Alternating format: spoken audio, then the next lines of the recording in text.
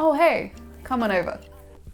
Okay, I guess I should start with what's up everybody and how are you today? I know it can be really confusing starting a business in 2021 because there almost seem to be too many options, but this is a great time during the pandemic because everybody is shopping online. Now don't worry, at SaleSource we are dropshipping and ecom expert, and I'm gonna tell you everything you need to know about starting your online business. So dropshipping means that you don't stock any of the products, so you just work as the middleman between a supplier or manufacturer and the customer.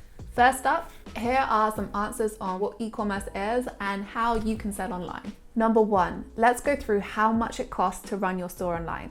So first, you're gonna need your Shopify membership. That's going to be $29 a month or more, but let's just start with $29 a month. You then may want to pay for various apps that range from $2 to $15 per month. So let's add an extra $15 for your apps. Okay, now the main cost is marketing. You may want to get your videos made. So let's throw in $50 to get a basic video made, which I'll go through with you really soon. Then you want to start with your marketing costs. So this will be Facebook and Google ads. So let's say you start with about $15 a day, and then you can scale up from there if it's going really well. So let's throw in $15 a day for 1 month, which equals to about $420. So that comes to $514. Now, luckily, because you don't have to stock your own products, your startup costs are not very high, and you can stop your ads at any time if for whatever reason your product isn't selling very well. How long does shipping take? Shipping can take between 4 and 48 days. So you need to find the manufacturers that will ship the fastest. And you can do that by either finding suppliers in your region by going onto AliExpress and selecting the United States, Turkey, the United Kingdom, or whichever country you're from. The second way to do it is using SaleSource. So SaleSource compares suppliers and it will tell you which one is able to ship in the fastest time. So I would recommend using one of these two options when selecting your product because you don't want 2 months waiting time. Nobody is going to buy your product or wait that long. And I suspect you'd get a lot of negative reviews. Number three, how to take care of returns. Now this is a really, really big issue and probably one of the biggest pain points of dropshipping. So remember that your customers are your customers and it's up to you to keep them happy and keep your reviews high. It's in your interest to refund your customers as soon as possible, and then you can sort it out later with the manufacturer. So once they have sent the product back, you can refund your customer and then you should get a refund from your manufacturer. Some manufacturers give a free refund, and some manufacturers want the customer to pay for the postage and packaging, and then they'll refund the product without the postage. This is something that you should keep within your budget. So as you're making profit, you should keep some of that aside to deal with refunds and all of that, because it does happen. It happens to everyone. I mean, it happens whether you're ASOS, and it will happen if you're an independent store. Number four, can you make products with your own branding? The answer to that is yes. Dropshipping is one of the easiest ways to sell white label and private label products.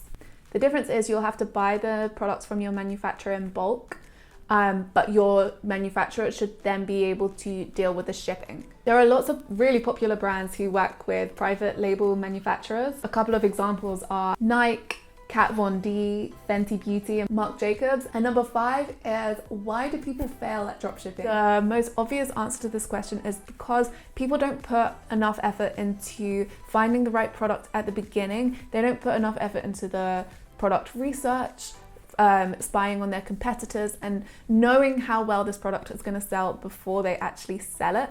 And another reason is their marketing. Nobody is going to be able to find your store without you pushing it out there yourself. If you want more information on this, let me know in the comments below, because I'm planning to do a whole video on this. Next thing I'm going to talk about is your store. So should you start a niche or a general store? There are people who swear by both. Now, it's easiest to start with a general store when you're first starting because you don't know which products are going to work for you. And then when you've found a winning product, that's when you can kind of create your niche around this, which relates to the product that you're already selling. So basically you could start with a general store, and then you will narrow it down to a niche store when you've found what really works for you. So now it's time to choose our product. So there are several ways of doing this. You can use Ad Spy, where you can see which ads are doing really well. You can go on Facebook and Instagram and you can see what's trending. What I'm gonna do is I'm gonna use SaleSource. We already have all of the trending products there. You can get a 14-day free trial with this, so there's no reason why everybody can't use this. So here we go, we're gonna go on to what is trending at the moment. Okay, so now I'm on my SaleSource account and I wanna earn some money. So I am going down and I'm looking at what products are really trending at the moment. So you can see this has a 73 rating. This is how well it's done in sales, which is crazy. I'm gonna carry on having a little look.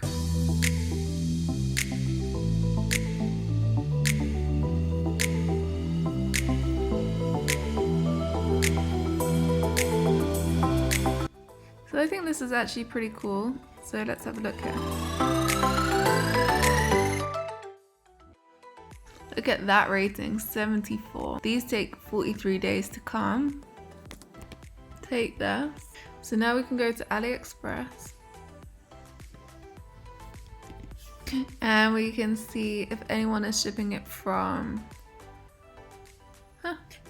Someone right here is shipping it from the United Kingdom, which means delivery time is just 8 days. You can see how well our competitors are doing. So this is how much they're making each month. And they're selling this for $60.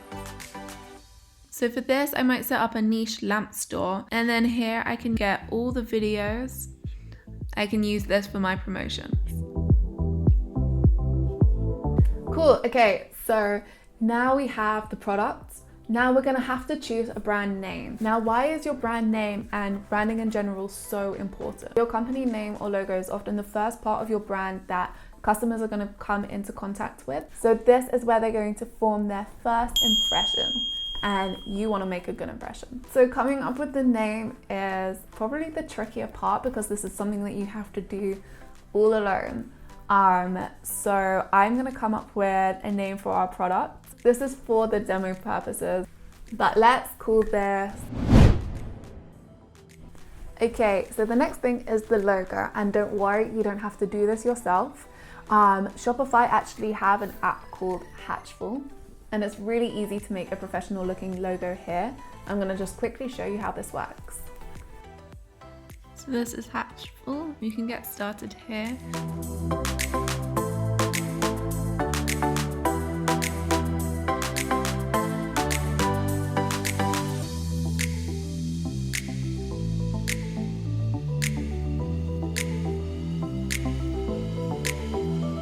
Now, if you can't find anything on Hatchful, another thing you can do is use Fiverr.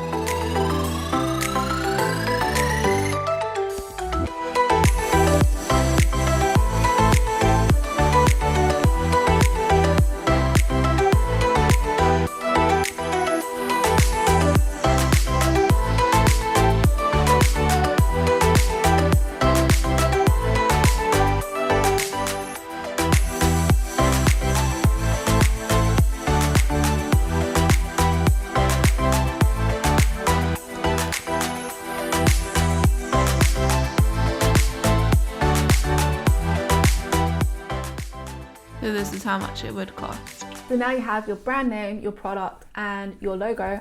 You're gonna need an email address to set up your Shopify store. So let's just jump straight into Gmail and quickly set up your account. This is so easy. And here I can just create my Google account.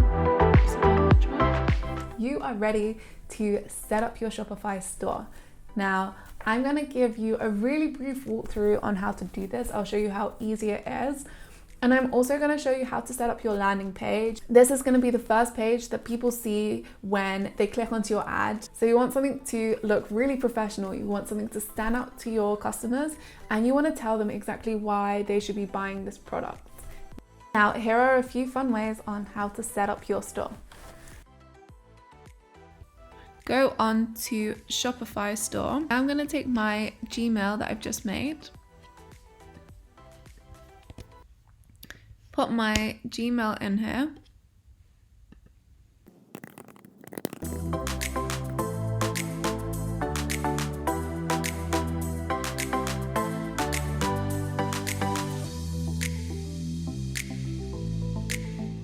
this is your address, but you can fill that out yourself. Customize my theme. So like I said, first I'm going to do is look at the theme store. We can look at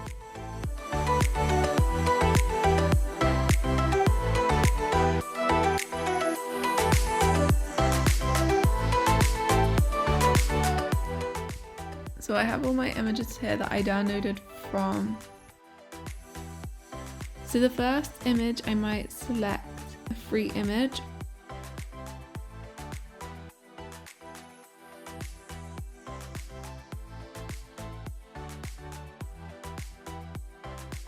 Here I might put a quote.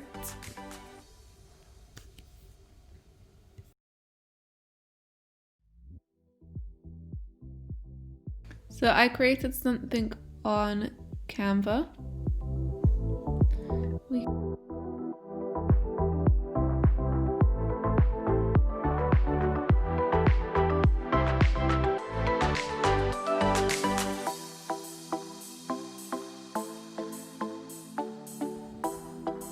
This is super important, so this is something you can do a little later.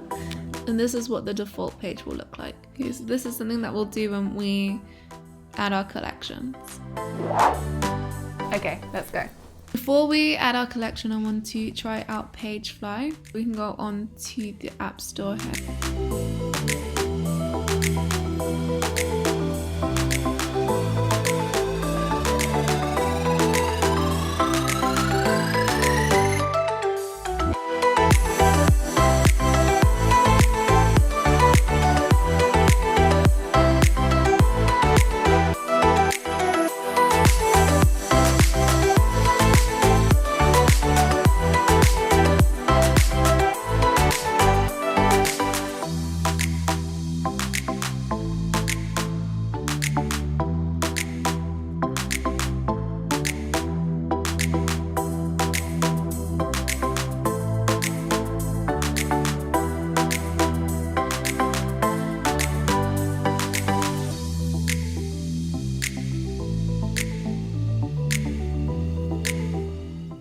And this is what it would look like.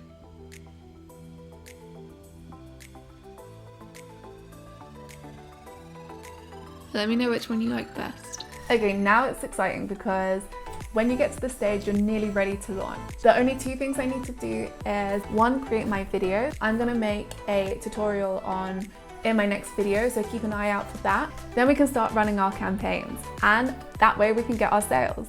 So before I leave you guys, there's a couple of things I'd love to know.